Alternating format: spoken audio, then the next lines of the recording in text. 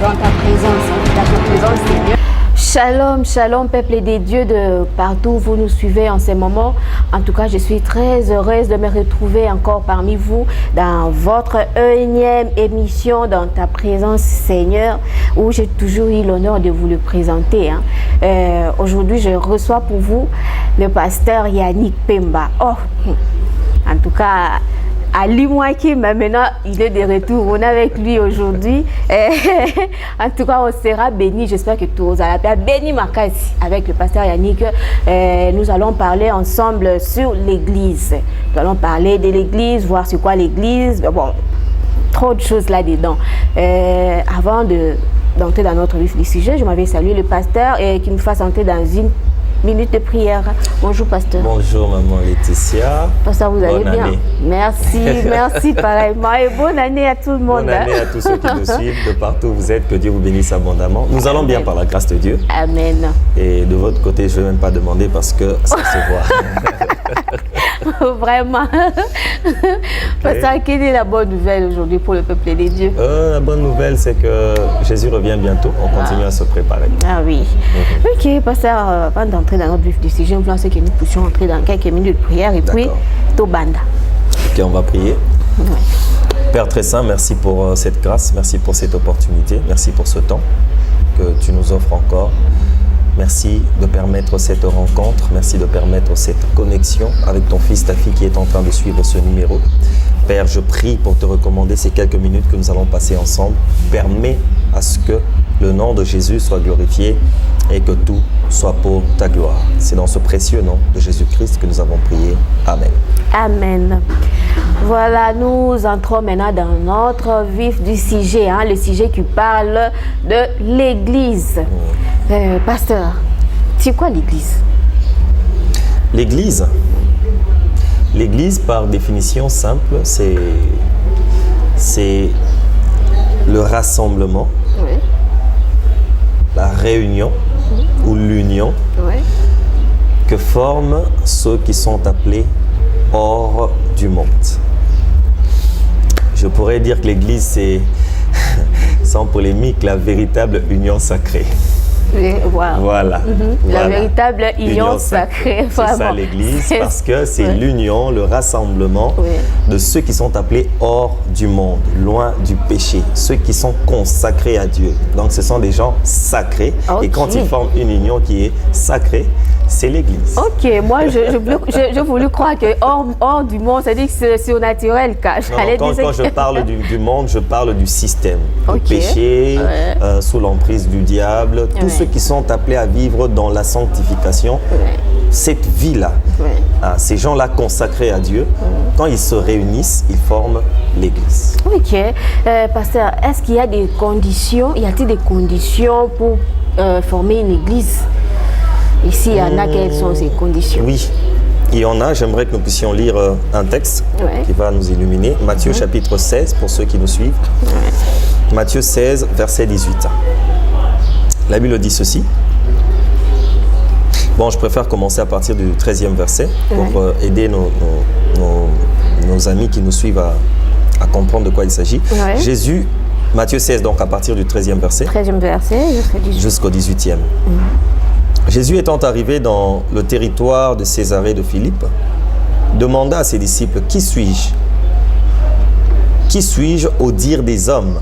Moi, le Fils de l'homme. Ils répondirent, les uns disent que tu es Jean-Baptiste, les autres Élie, les autres Jérémie, ou l'un des prophètes. Et vous, leur dit-il, qui dites-vous que je suis? Simon-Pierre répondit, tu es le Christ, le Fils du Dieu vivant. Jésus, reprenant la parole, lui dit, tu es heureux, Simon, fils de Jonas, car ce ne sont pas la chair et le sang qui t'ont révélé cela, mais c'est mon Père qui est dans les cieux. Et moi, je te dis que tu es Pierre, et que sur ce roc, je bâtirai mon église, et que les portes du séjour des morts ne prévaudront point contre elle. Voilà ce texte que j'aime beaucoup. Ici, c'est le Seigneur Jésus qui est en train de parler. Vous savez qu'il était en train de voyager, il venait d'une ville à une autre. Et on nous dit qu'il est arrivé dans le territoire de Césarée de Philippe. Il regarde ses disciples et leur dit, bon, que dit-on que je suis? Les disciples répondent en disant, bon voilà, certains disent que tu es Jean-Baptiste. Pourquoi on l'a appelé Jean-Baptiste? Parce que Jean-Baptiste venait de se faire décapiter. Ouais. À cause du message qu'il transmettait, et ça dérangeait. Ouais. Et quand il est mort, c'est Jésus qui apparaît avec un message qui dérangeait aussi. Alors Ouais. certains disaient que c'est Jean-Baptiste qui est revenu. Oui. D'autres disaient que c'était Élie. Pourquoi on disait que c'était Élie? Parce que pareil, lui aussi en son temps, il parlait et ça dérangeait. Ouais. Il était poursuivi par Jézabel. En fin de compte, il était enlevé. On ne l'a plus jamais revu. Et donc, on pensait que c'était Élie qui était revenu. D'autres disaient encore que c'était Jérémie parce que Jérémie aussi de son temps donnait des messages qui dérangeaient. Ouais. Et il était persécuté et ainsi de suite. Alors il dit, bon, d'accord, on dit que je suis Jean-Baptiste, Élie, Jérémie ou l'un des prophètes. Mais vous, qui dites-vous que je suis? Que je suis, oui. Dans ce petit silence-là, c'est Simon-Pierre qui va s'avancer pour dire « Tu es le Christ, le Fils du Dieu vivant ». Et Jésus va lui dire « Ce ne sont pas la chair et le sang qui t'ont révélé ces choses, mais c'est mon Père qui est dans les cieux. Et moi maintenant, comme toi tu me dis que je suis le Christ, tu dis vrai. Moi aussi je te dis que tu es Pierre. Et que sur ce pierre, sur ce roc, dans d'autres versions, sur cette pierre, je bâtirai mon église. C'est pour la toute première fois que le mot église est mentionné dans la Bible depuis la Genèse. C'est Jésus le premier à avoir parlé de l'église. Et il dit à Pierre, tu es Pierre. Sur ce roc ou sur cette pierre, je bâtirai mon église. Oui. Ce texte a souvent été mal compris. Les gens pensent que quand Jésus dit à Pierre, tu es Pierre et sur cette pierre, je bâtirai mon église. Donc, Jésus a bâti l'église sur Pierre l'apôtre. Non. La première pierre dont il a fait mention, c'est l'apôtre Pierre. Tu es Pierre. Oui. Et sur cette pierre, la deuxième pierre, dans cette version on dit sur ce roc, il s'agit de la révélation que Pierre avait sortie en l'appelant le Christ. Le Christ, oui. Ok? Oui. Alors, sur cette révélation-là, que mon église sera bâtie. Vous avez posé la question de savoir s'il y a des conditions pour bâtir l'église. J'ai dit oui. La condition, c'est d'avoir une pierre. C'est quoi la pierre? La révélation. La révélation. On ne forme pas une église parce que, bon, on s'était endormi, on s'est réveillé, on se dit, ces derniers temps, hein, on voit des églises partout, moi aussi je vais former une église. Non. On ne forme pas une église parce qu'on sait parler. On parle bien devant les gens et du coup, on peut devenir pasteur d'une église. Non. On ne forme pas une église non plus parce qu'on prêche très bien dans notre église. Quand on prêche, c'est tout le monde qui saute et la puissance de Dieu se manifeste et du coup, on peut former une église. Non. Condition pour implanter une église. Parce que celui qui bâtit l'église, ce n'est même pas un homme, c'est Jésus-Christ lui-même. Il le dit. Je bâtirai mon église. Alors, quand tu as la révélation, là tu peux faire un pas pour implanter. Mais celui qui va bâtir, c'est Jésus. La condition sine qua non pour implanter une église, c'est être révélé. Qu'est-ce que Dieu t'a dit? Est-ce que c'est Dieu qui t'a dit de commencer? Est-ce que c'est Dieu qui t'a dit de faire ce que tu es en train de faire? Okay. Donc la condition sine qua non, c'est avoir la révélation. L'ainsi dit l'Éternel. Ok, pasteur, lorsqu'on parle de la révélation, bon, Dieu vous révèle aujourd'hui que non, vous deviez implanter une église. Oui. Mais vous êtes là, vous ne connaissez pas comment commencer. Bon, je ne sais pas qu'est-ce que vous allez faire à ce stade. Il n'y a personne, vous n'avez pas d'endroit parce que l'église, c'est aussi les bâtiments, non? Évidemment, bon, l'église, bon, vous dites c'est aussi le bâtiment. Dans un sens large, je peux dire oui, mais à vrai dire, l'église, c'est ce que j'ai dit, c'est cette assemblée-là. Donc, on peut se retrouver dans la rue, du moment où on est une assemblée des saints qui prient, nous sommes une église. Ok. Pasteur, nous parlons de... nous voyons... Bon, Pardon, maman, vous avez posé une question, j'ai oublié de répondre. Ouais. Vous avez un appel, Dieu vous dit, mais vous ne savez pas par où commencer, c'est ça? Moi, je vais juste dire qu'il faut faire confiance à Dieu. Quand vous avez un appel, faites confiance en ce Dieu-là, parce que quand il vous donne la vision, il donne aussi la provision. Mais entre la vision et la provision, ce qui vient avant, c'est la provision. Dieu ne peut pas te donner une vision quand il ne t'a pas prévu la provision. Oui, Dieu va d'abord créer le terrain. Hein, je rentre dans la Genèse. Dieu n'a pas d'abord créé l'homme et puis il a commencé à créer les animaux, les arbres et tout. Il crée d'abord les arbres et tout, il forme le jardin et puis il prend l'homme, il vient le placer là. Donc la provision précède. Le problème, c'est que nous, souvent nous manquons la foi. Nous aimons d'abord voir ce que Dieu veut que nous puissions faire, ce qu'il a prévu pour nous avant d'avancer dans cette direction-là. Alors qu'il faut d'abord commencer par faire un pas et puis la provision va se manifester. Ça, c'est déjà un élément important. La foi. Un autre élément, c'est la formation.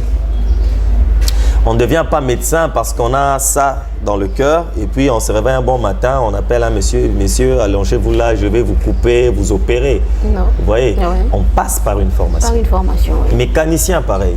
Mais pourquoi quand il faut servir Dieu, on doit négliger la formation? Il y a aussi un courant là, il y en a qui disent qu'il ne faut pas faire la théologie, d'autres il faut faire la théologie. Moi, je ne parle pas de théologie ou pas, je parle simplement de la formation. Vous devez être formé, préparé pour cette responsabilité. Et quand vous savez que Dieu vous a appelé à implanter une église, si vous ne vous sentez pas encore suffisamment équipé, allez vous faire équiper. Faites-vous former et puis vous pourrez être lancé. Donc, avoir la foi, mais aussi être préparé. Être préparé, ça vous équipe intérieurement par rapport aux réalités que vous allez rencontrer sur le terrain. Oui. Mais la foi va vous pousser à poser un pas, même quand vous ne voyez rien. Vous n'avez pas de parcelle, vous n'avez pas de chaise, vous n'avez pas d'instrument, mais Dieu vous dit, allez, vous y allez. Et quand j'exhorte le peuple de Dieu, ce pasteur, cet homme de Dieu qui a cet appel, dans ce sens, je sais de quoi je parle parce que je suis moi-même passé par là. Alors, vous recevez un appel, Dieu vous dit de faire quelque chose, mais vous n'avez rien. Vous demandez du soutien, on vous promet, mais en fin de compte, on ne vous donne rien. Mais vous devez commencer. Qu'est-ce qu'on fait? On commence. Moi, je me rappelle on commence par la foi. Là où j'ai implanté, le tout premier culte a eu lieu le 25 août et le tout premier culte, on l'a passé debout, sans chaise, sans sonorisation, sans quoi que ce soit. On a commencé. C'était un culte et Jésus était venu, la puissance de Dieu s'est manifestée. Vraiment. Et au moment où on est en train de parler, l'église est en train de prendre forme petit à petit parce qu'elle est assez jeune. L'église a bientôt 5 mois. Ouais. Mais ce n'est pas ce qu'on avait au tout premier culte. Vraiment. Il y a progrès, il y a évolution. Ouais. Il fallait d'abord commencer. Par la foi. Pasteur, lorsque vous parlez de la formation, vous dites qu'il ne faut pas négliger, lorsqu'on est serviteur de Dieu, même si on connaît parler, on connaît tout, on ne peut pas négliger aussi cet aspect-là. Mais moi, je connais un pasteur qui est venu prêcher sur le Congo, qui venait d'un pays africain là, qui est venu prêcher sur le Congo. Bon, c'est un pasteur, selon lui, il dit, il est mort païen. C'était genre un ressuscité, quoi. Il dit, il est mort païen, mais il est ressuscité chrétien. C'est ainsi qu'il disait, parce qu'il fait le tour du monde. Il faisait le tour du monde dans ce moment-là. Il dit, le Jésus que lui prêche, les dieux que lui prêche, ce n'est pas les dieux de la théologie, mais c'est les dieux que lui-même a vus. Le Jésus que lui-même a vu de ses propres yeux. Pasteur, mais qu'est-ce que vous pouvez dire à ce genre d'homme de Dieu qui n'est pas passé par la théologie? Parce que lui-même dit, lorsqu'il est mort, bon, il n'était même pas chrétien. C'est-à-dire que c'est supposé qu'il ne priait même pas, donc il ne partait même pas à l'église. Je comprends. Mais il est mort, et Dieu le ressuscite quand même, et il ressuscite chrétien. Directement homme de Dieu, il prêche partout dans le monde. Bon, ça dépend de ce qu'on appelle théologie ou de ce qu'on sous-entend par théologie. Je ne sais pas si ça peut choquer ou pas, mais ce qu'on est en train de faire là maintenant, c'est de la théologie. Théo, Dieu, logos, étude. Quand on parle des choses de Dieu, c'est de la théologie. On ne peut pas prétendre servir Dieu et ignorer, négliger la théologie. Je vous donne quelques petits exemples. Je parle d'abord du pasteur dont vous aviez parlé. C'est un homme de Dieu qui a fait une expérience exceptionnelle. Moi, je n'ai jamais entendu parler de ça, mais quand vous expliquez, vous êtes du domaine, donc je ne peux que croire à ce que vous dites. Mais à entendre comme ça, je me dis que ça ne peut pas être faux. Dieu fait grâce à qui il veut. Tu peux mourir. On a eu des témoignages comme ça, et puis le Seigneur te ramène à la vie, il te donne une chance qu'il ne fait pas à tout le monde, parce qu'il est réservé à l'homme de mourir une seule fois. Une seule fois, oui. Mais il fait grâce à qui il veut. Alors, tu viens, tu évangélises, tu prêches et tout. Mais quand il dit que le Jésus que je vous prêche, ce n'est pas le Jésus de la théologie, il ne parle pas mal. Parce que quand on fait de la théologie, c'est juste pour approfondir de la connaissance. il dit qu'il prêche celui qu'il a rencontré, celui qu'il a vu de ses propres yeux. Ça, c'est encore mieux. C'est comme quand nous prêchons, nous disons, je peux te prêcher Abraham. Maman, je peux te dire, Abraham a fait plusieurs années sans enfant et le Seigneur lui a donné l'enfant. Tu vas dire Amen.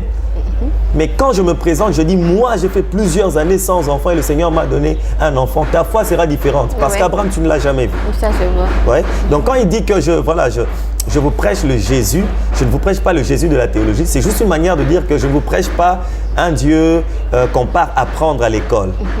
Vous voyez? Voilà, parce que la théologie est souvent mal comprise. Oui. Elle a été comprise comme étant l'étude de Dieu. Qui est un homme pour étudier Dieu? Qui peut nous décrire Dieu dans sa totalité? Il faut comprendre la théologie comme étant l'étude des choses d'en haut, l'étude des choses de Dieu. Okay. Puisque la Bible dit qu'il faut s'affectionner aux choses d'en haut. Ouais.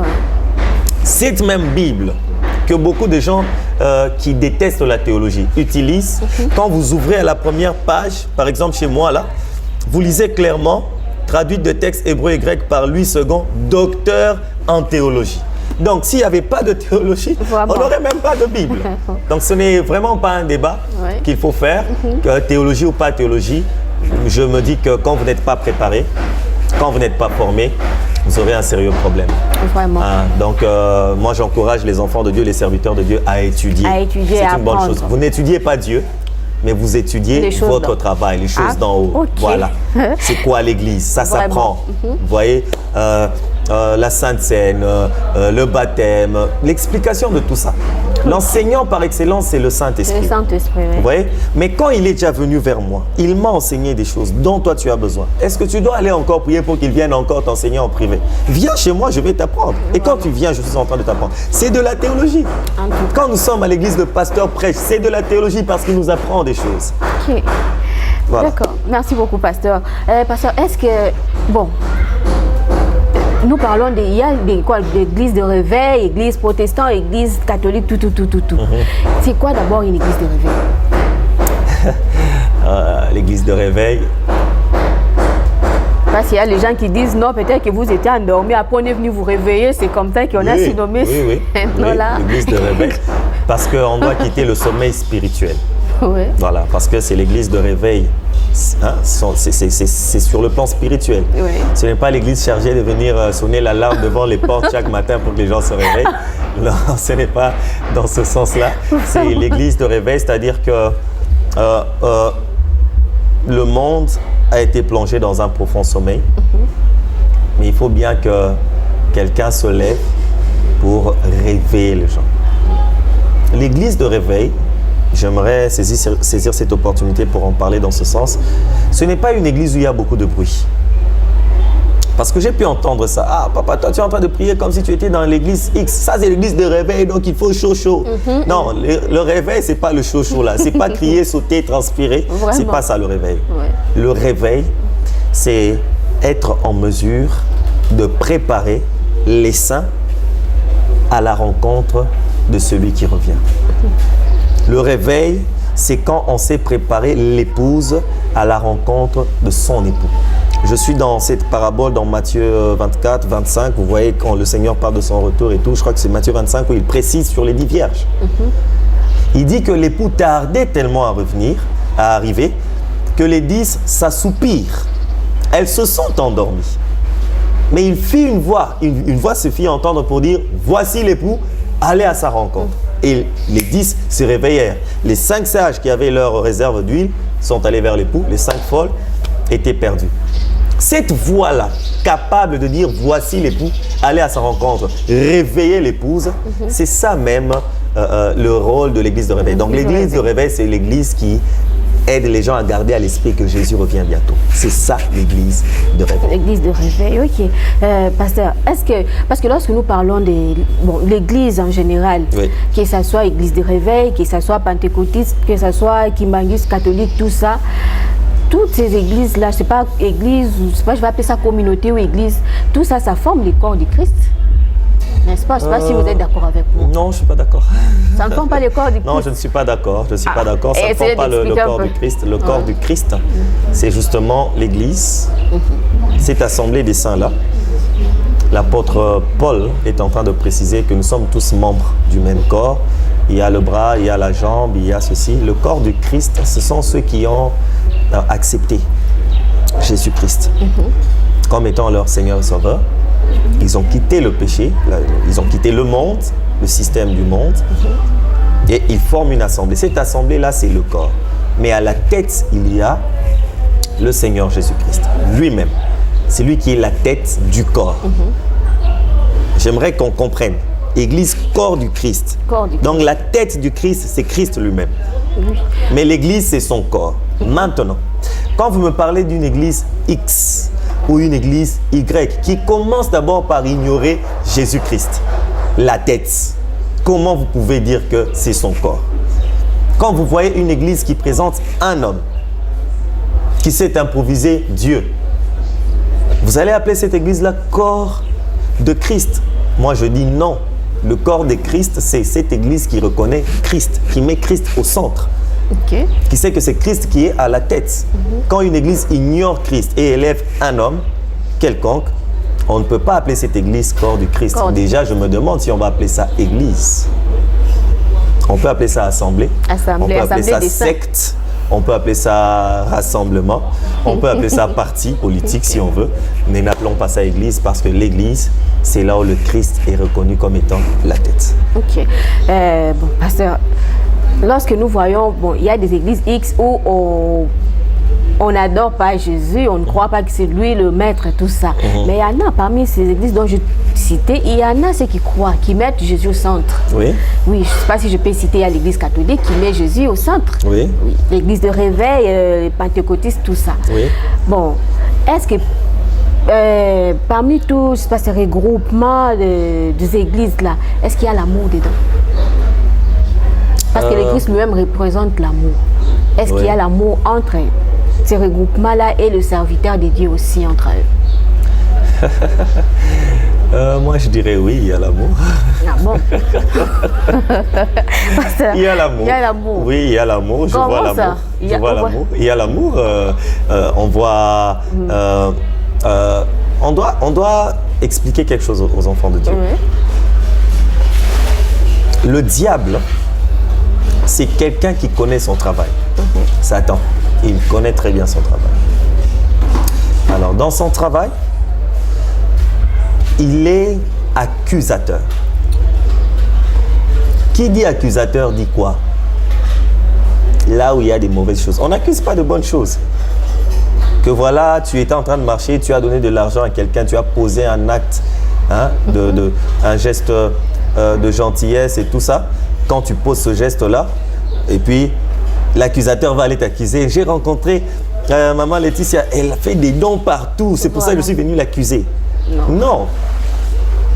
Mais tu commets une erreur, tu insultes quelqu'un. Ah, l'accusateur va faire son travail. Non, il a accusé, il a insulté, j'étais là. C'est ce que nous vivons. L'église a l'amour. L'église a l'amour. C'est vrai que le Seigneur Jésus lui-même a dit que dans les derniers jours, l'amour va se refroidir. Mais il n'a pas dit que l'amour allait disparaître. Okay. L'amour est là. En tout cas, j'insiste, l'amour est là. Quand je regarde dans les réseaux sociaux, je regarde à la télé, je regarde autour de moi, je vois l'amour dans l'église. Mais il ne faut pas négliger le fait qu'on est dans les derniers jours où le diable est en train de travailler surtout pour enlever cette semence. Chose qu'il ne saura jamais faire parce que Jésus a dit que même les portes du séjour des morts ne prévaudront point contre l'église que lui, il est en train de bâtir. Vous voyez? Donc l'amour est là. Mais il faut dire que l'amour est combattu. Combattu par quoi ou combattu par qui? Par les infiltrés. On doit se le dire, il y a plusieurs qui sont venus avec cette apparence, les serviteurs de Dieu, cette apparence des chrétiens, mais qui ne le sont pas au fait. Ils ne le sont pas. Et quand ils ne le sont pas, ils vont emmener la semence qui n'est pas de Dieu. C'est comme ça qu'on voit le poison dans l'église. Ce ne sont pas les chrétiens qui s'empoisonnent, ce sont les infiltrés qui viennent détruire l'église. On doit nuancer. On a les infiltrés et les vrais. Jésus lui-même disait qu'il y a le blé et l'ivraie. Tous, Jésus, le maître, a sémé le blé. Pendant qu'il est parti, le voleur, le méchant, est venu s'aimer l'ivraie. Alors pendant qu'on voulait couper, il dit non, laissez-les croître ensemble. Lors de la moisson, on va juste faire la différence. On va prendre le blé et puis on va couper l'ivraie pour jeter au feu. Donc là, c'est ce qu'on est en train de voir. Il y a le blé, il y a l'ivraie. Quand vous voyez qu'il n'y a pas l'amour, comprenez que ce n'est pas le blé, c'est l'ivraie. Donc l'Église a l'amour. Oui. Les infiltrés emmènent la haine. Parce que lorsque vous parlez des infiltrés, je ne sais pas si je vais appeler ça polémique ou quoi. Il y a quelque chose qui se passe sur les réseaux sociaux là, hein, qui dérange un peu. Qui dérange un peu plus d'une personne, pardon. Bon, le problème c'est que nous entendons un tiraillement là entre, je ne sais pas si je peux citer, hein, le pasteur Marcelo. C'est votre travail. Le pasteur Marcelo Tounassi, qui avait dit dans une de ses prédications, pour dire que non, l'Église catholique, parce que je précise que l'Église catholique, l'Église de réveil, tous forment le corps du Christ, qui ont à leur tête Jésus. Mais subitement, le pasteur qui dit non, l'Église catholique, c'est une salle d'attente. Elle est représentée comme une salle d'attente pour l'enfer. Et maintenant, lorsque l'Église catholique aussi écoute ça, l'Église catholique refuse de se taire. Or, nous disons que c'est un corps de Christ, donc il y a l'amour dedans. L'Église catholique refuse de se taire. L'Église catholique qui réplique aussi, pour dire que non, si nous sommes une salle d'attente, c'est que là, c'est l'enfer. Bon, maintenant, on ne comprend rien. Qu'est-ce qui se passe? Quel jeu séjour entre ces hommes de Dieu? En tout cas, Maman Laetitia, vous êtes une journaliste que nous apprécions beaucoup. Vous faites très bien votre travail. Alors, moi, je vais vous conseiller d'aller voir le pasteur Marcelo et de lui poser la question. Qu'est-ce qui se passe? Pourquoi il a dit ça? D'accord, je crois que moi aussi, j'ai suivi la vidéo. Il a même précisé, c'est moi qui le dis, je l'assume. Si vous allez mettre sur Internet, mettez, je sais ce que je suis en train de dire. Donc, vous pouvez aller vers lui et lui demander, pourquoi, pasteur, avez-vous dit que l'Église catholique est la salle d'attente? L'abbé, c'est comment Blaise. Encore? L'abbé Blaise de Mbujimaï, je crois. Blaise Kanda, oui. Lui aussi, il dit que l'Église, la compassion, que nous aimons beaucoup, c'est l'enfer. C'est l'enfer elle-même. C'est que l'Église catholique est en attente pour entrer dans l'Église compassion. Ah bon? Ah bah ça, c'est vous. Non, mais c'est ça, c'est ma compréhension. Donc dans ces jeux-là, moi je comprends que c'est que l'Église catholique, c'est l'Église de la compassion, c'est l'enfer pour l'Église catholique. C'est-à-dire l'Église catholique se prépare pour rentrer là. Bon, en fait... En tout cas, vous voyez l'abbé Blaise, posez-lui la question pourquoi il a dit ça. Vous voyez, le pasteur, moi, je me dis peut-être qu'il l'a fait juste pour... voilà, il s'est senti lésé par les propos du pasteur Marcelo Jérémy Tounassi, que nous aimons, que nous respectons, que nous saluons. Voilà, peut-être qu'il a été lésé, c'est comme ça qu'il a juste voulu réagir. Je me dis qu'en temps normal, il faudrait peut-être aller voir. Mon frère, vous avez parlé, qu'est-ce qui s'est passé? Pourquoi vous dites ça? Il va expliquer. Quant à moi, je ne me crois pas en mesure de dire que voilà, l'Église catholique est telle chose, l'Église de la compassion est telle chose. Non, je ne me vois pas en position de dire ces choses-là. Donc, comme ce sont eux qui ont parlé, allez les voir, c'est votre travail, interrogez-les. C'est bon. Ça, je vous comprends. Mais par rapport à ça, en tant qu'homme de Dieu, êtes-vous pour ou contre ce propos? En tant qu'homme de Dieu. En tant qu'homme de Dieu, si je suis pour ou contre, quel propos? Bon, le propos du pasteur, parce que c'est lui qui a commencé. Le pasteur Marcelo. Si je suis pour ou contre les propos du pasteur Marcelo Tounassi. Moi, humblement, je n'ai pas d'opinion. Humblement, je n'ai pas d'opinion. J'ai compris que depuis un temps, mon opinion ne comptait pas. C'est l'opinion de la Bible qui compte. Alors, le pasteur Marcelo a parlé. Je crois qu'il était en train de prêcher. Oui, tout en pleine prédication. Voilà, il a dit ce qu'il a dit pendant sa prédication. Le problème, c'est qu'il y a juste un petit extrait. Pour établir mon jugement, j'aurais peut-être besoin de suivre toute la prédication. D'où est-ce qu'il est venu pour aboutir à ça? Le mal avec l'Internet, c'est aussi ça. Prend juste les... Voilà, on peut être en train de parler, c'est une longue phrase qui a 26 lettres, mais on prend juste 3 lettres, on les rassemble, ou on coupe juste une partie de 3 lettres. J'ai récité de A à Z, mais on prend juste TUV et on expose ça. On ne sait même pas d'où on est venu, où on va, et puis ça ça enflamme la toile. Vraiment. Les gens jugent, ils disent ce qu'ils veulent, mais ils n'ont même pas eu le temps de suivre de près. Donc, épargnez-moi de ce jugement-là maintenant. Commencez par m'emmener toute la prédication. Ok. Je la regarde, je l'auditionne, et puis je pourrais peut-être établir mon petit jugement. Ok, en tout cas, je chercherai cette prédication pour vous, Merci. pour que vous puissiez établir les jugements, parce que Surtout nous avons j'aime bien écouter besoin le pasteur de vos... Marcelo, c'est quelqu'un qui vous prêche et qui vous enflamme pour Christ, donc ça va me faire une prédication de lui de plus. Vraiment. Merci beaucoup, pasteur.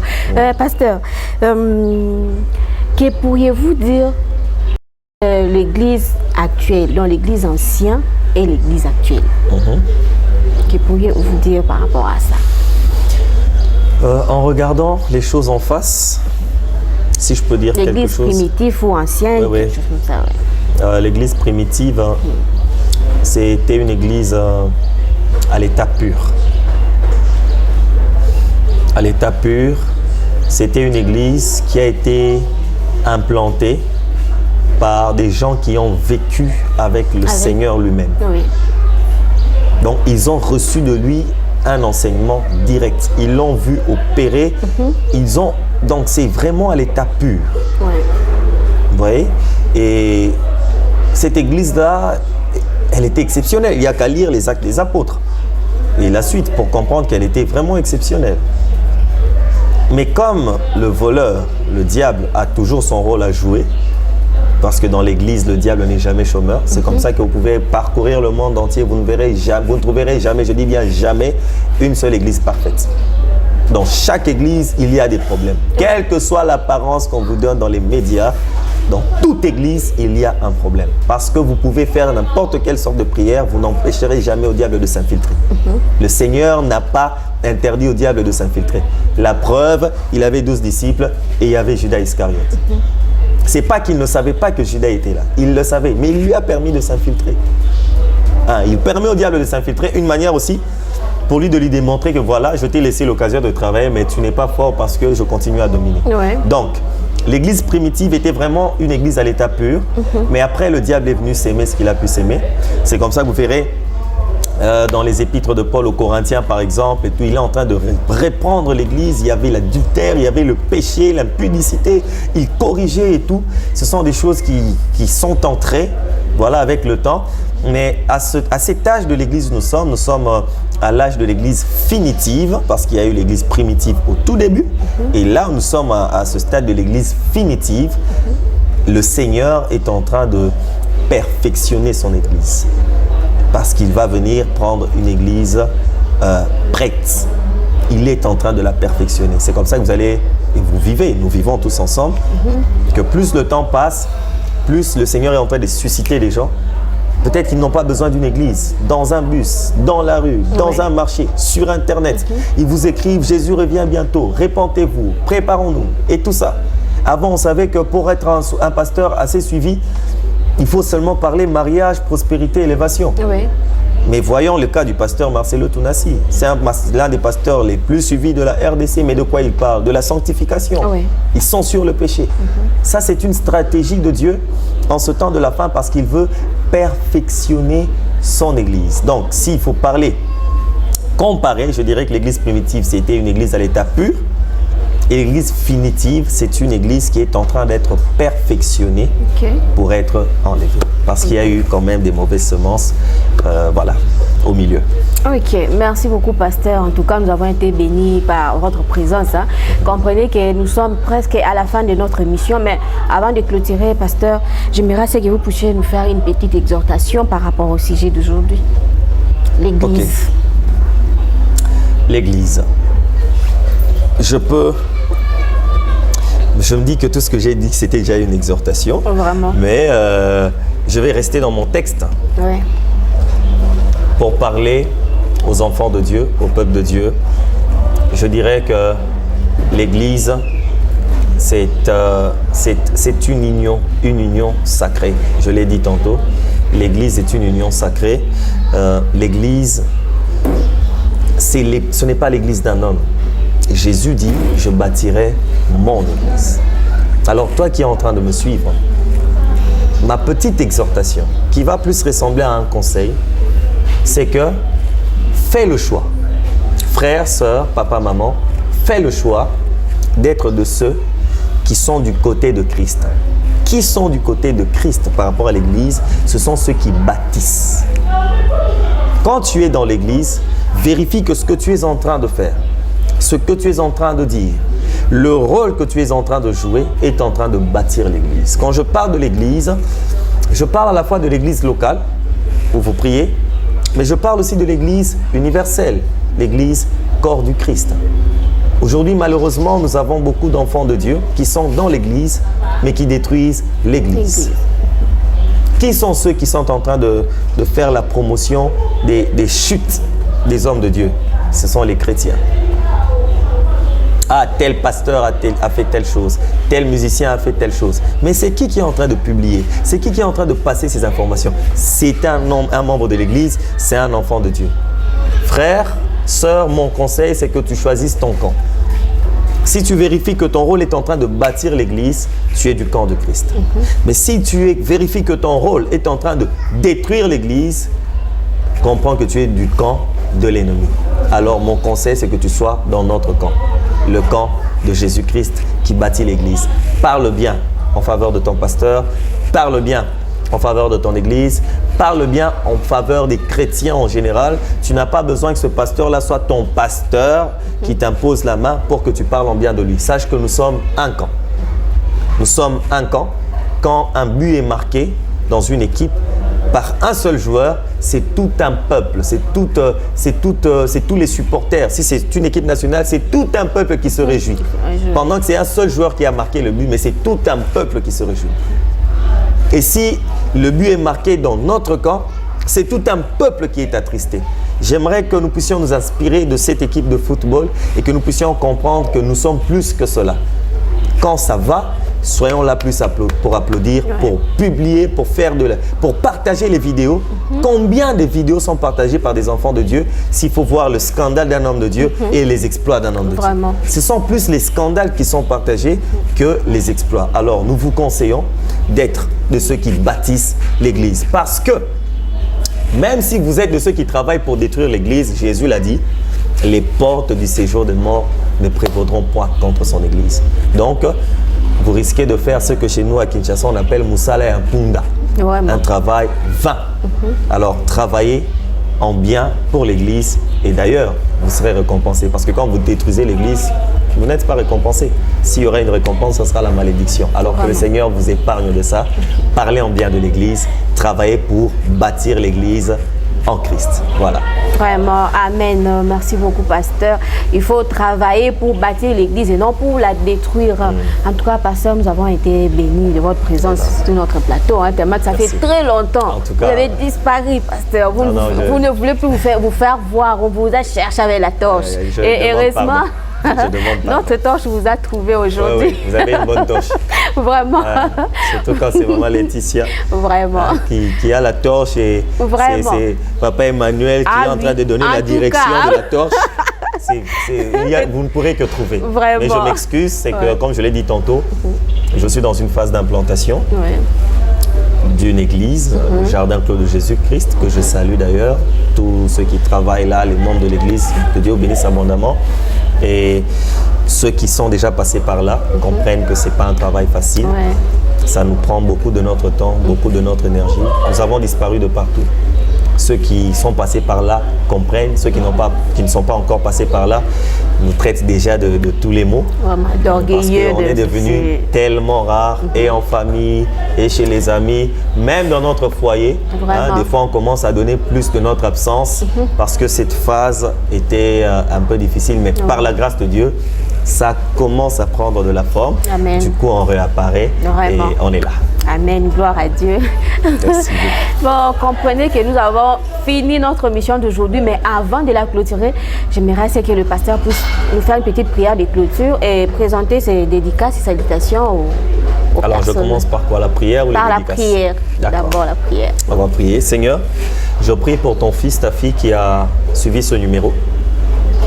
Je prie, Seigneur, pour qu'au-delà de tout ce que nous avons pu expliquer, tout ce que nous avons pu avancer comme argument, Saint-Esprit, tu puisses faire ce travail de fond et de forme dans le cœur et dans la vie de ton fils, de ta fille, de ce frère, de cette sœur qui a suivi ce numéro. S'il te plaît, Seigneur, donne-nous d'être une église qui sait bâtir l'église. Donne-nous d'être une église qui sait travailler pour l'avancement de l'église. Oui, Seigneur, donne-nous d'être ces enfants de Dieu qui savent conserver les intérêts du royaume. Aide ce frère, cette sœur qui est en train de me suivre en cet instant, de sortir du lot de ceux qui détruisent l'Église ou qui travaillent pour la destruction de l'Église. Au nom puissant et glorieux de Jésus-Christ, garde, bénis, et que 2021, dans la vie de celui qui a suivi ce numéro, soit une année pleine de grâce, une année d'Isaac, où tu vas nous apporter le rire, la consolation, la restauration. Au nom de Jésus, nous avons prié avec confiance. Amen. Amen. Ah bah, mes vœux les meilleurs à tous ceux qui me connaissent.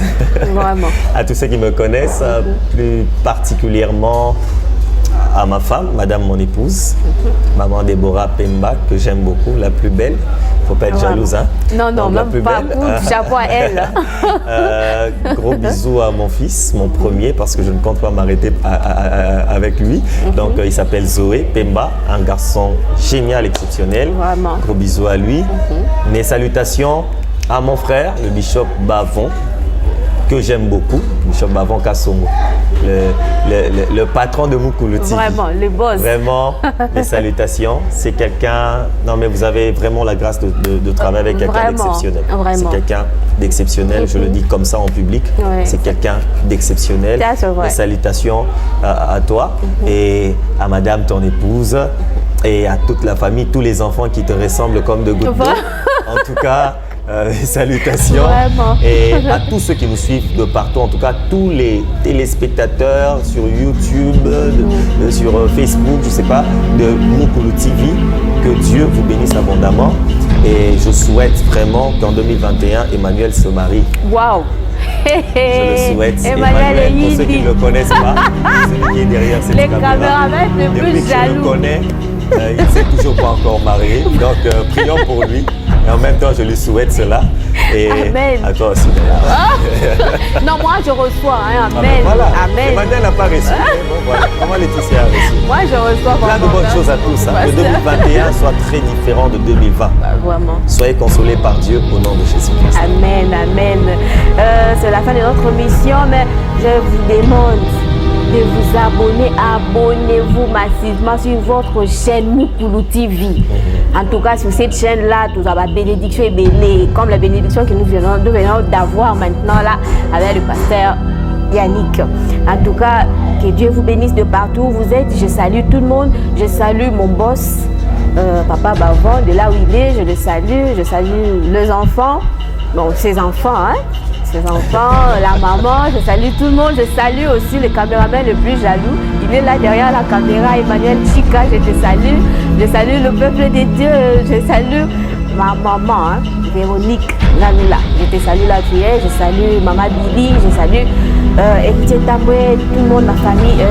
À la prochaine.